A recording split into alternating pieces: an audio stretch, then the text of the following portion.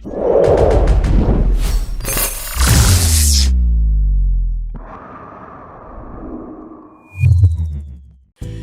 humans, and welcome to another episode of Gen X Gamer. AI could revive retro gaming, that's right.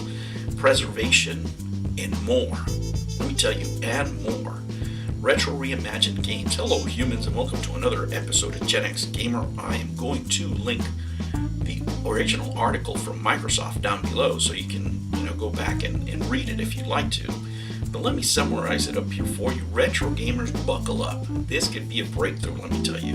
A breakthrough in retro gaming, bringing old games back, reviving games, and making them playable in modern consoles. Imagine playing a new version of Rygar on your PlayStation, or playing Pitfall, a different perspective on Pitfall on your Xbox. That's what we're talking about here.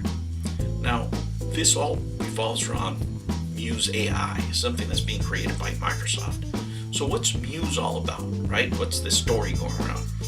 Well, at its core, this AI can take simple prompts that you can give it, like a simple screenshot or button presses, and from that it can develop sequences of gameplay that feel cohesive and fun because they've been training it for that. And that's according to Microsoft research, right?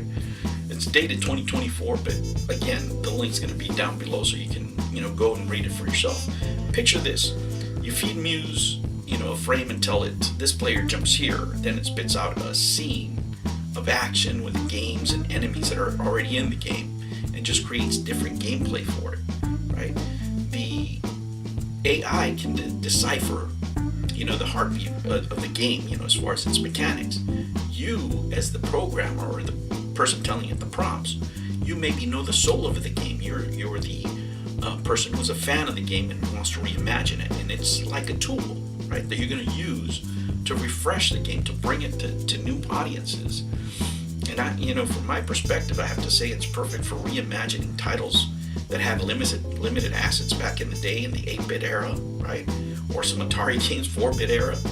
For rabid retro fans that want to play games, that are doing just emulation and trying to upgrade their games as much as they can, this is a complete game changer because you're actually creating new graphics based on the old game, right? You can, do rich backgrounds, for example, where the old game, maybe it was just a flat color green in the background. Can you imagine that? You can refresh, 32-bit titles. You can do all kinds of things. It really is a tool for reimagining. Imagine going back to Pitfall. You can do a Pitfall. Let's say you can do it in a 2.5D perspective, right? And just bring new art to it. Harry can swing through like a reimagined jungle, not just a flat screen like we used to have before. You could have a 2D gameplay like the original game, but you could have like a 2.5D perspective in the background, because it's supposed to be a jungle, right? But keep the original gameplay on there. Now, how does Muse make this happen? You would give it the initial frame and give it an instruction, right? You could say like, Harry, leap over the pit, and and a controller input like swing and jump, or jump and swing. Then Muse generates like a seamless sequence of Harry grabbing the vine, sails over crocodiles, and all the rest. But with the additional, assets that you've given it. For retro fans, this could be playing Pitfall with, depth, motion, and still keep the nostalgia of the original game. Because of the richer backgrounds and the more detailed displays, it can even be displayed like in a 4K screen, right? That's what a difference in leaps and generations you can make with this AI.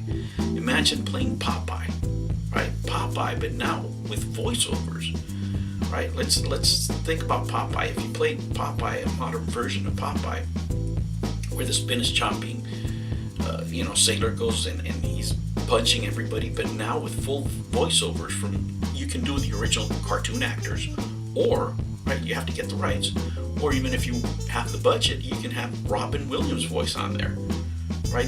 Do an 80s style Popeye. That would be amazing. It would just revitalize the game because it would be building on the initial spark of the game, but Muse would expand the action and again redo the graphics, redo the backgrounds, music, add more levels. I mean, there's so much you can do. I mean, Popeye with an 80s twist, come on. What about Rygar, from the NES? What if you turn that into, I don't know, you can make it a first-person shooter, right? What if this Tecmo Gem traded this ice-rolling roots for a first-person adventure, right? And now you can, grab Rygar's disc armor, step into the mythical realm, right? Fully rendered. There's so much to do. Or you can keep the original and just refresh the graphics. Instead of making them 8-bit, you can make them 32-bit. You can just do that on the fly and just have a more richer experience. You can do all these things. Imagine playing Contra, right? You reimagine Contra, but what are you going to do with Contra? What you could do with Contra is you can put some modern game mechanics. What if you start bleeding? If you get shot, you just don't die. You start bleeding, but now you can patch yourself up like you were playing Call of Duty. What if you have a Call of Duty type Contra where you're playing across the internet or couch co-op with updated graphics, new levels, and you're still playing the original Contra, but redone, and add different perspectives.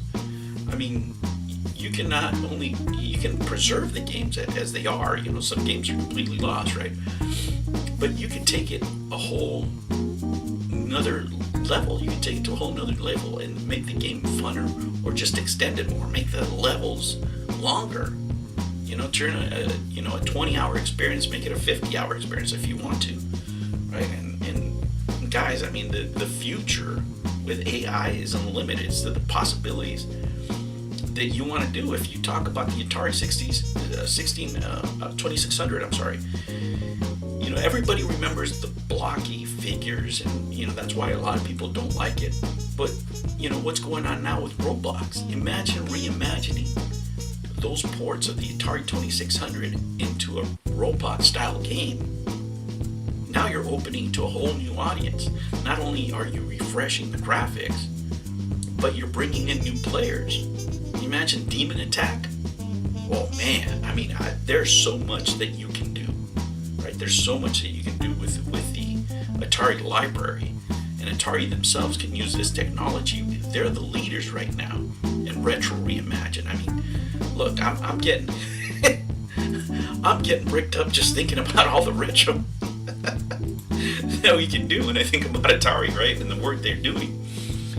But how does Muse help creators, developers keep the music, the magic alive of these games, right? Because it doesn't overwrite the past, it builds on it, right? But you start with the basic game, and then you add the mechanics, and then you add the aspects of the originals. Then you use human creativity with AI, and nobody's better at recreating these games than the people who actually worked on them, right, and have the perspectives on the games, and can develop them to the true nature of their legacy, and they know the game players out there, they know the fans, they know retro gamers, so they're going to deliver something that those people want. So to me, right, I know people are negative about this, but for me, AI really presents a bright future for retro, because even if you're just a retro fan and you want to make a game, because the developer of your original game, say whether it's Rhaegar, Popeye, or Demon Attack, or whatever 2600 game you want, they're not going to redo it. You can make your own now, right? You can found your own project, and you can make love letters to these games where you change the gameplay, change the characters, of course, but you make a similar style game, and you don't need a whole studio to do it. It will allow studios to revive their titles, but if they don't want to do it, then the future is in your hands, right? You can fund your own projects. That's what's exciting about this. Guys, I'm going to put a link down below to the article, because I really dig this stuff. You know me. I love retro reimagined. But anyway, guys, thank you for joining me. I put a link down below also to the Substack, to the original story. It has a little bit more detail. I have to write stuff in the morning when I'm having my coffee. I sometimes don't include all the details. So follow me on the Substack, and you can see all my writings. You can see, future scripts for videos, because that's really where I get the ideas from. I put it on the Substack, then I put them on Twitter, and people can follow there. All right, guys, thank you so much. Don't forget to like and subscribe, hit the notification bell, and I'll catch you on the next one. Take care. New videos every Monday and Sunday. Thank you for joining me on another episode of the Gen X Gamer. Remember to like and subscribe, click that notification bell, and remember, never ever be afraid to be happy. I'll catch you on the next one. Take care.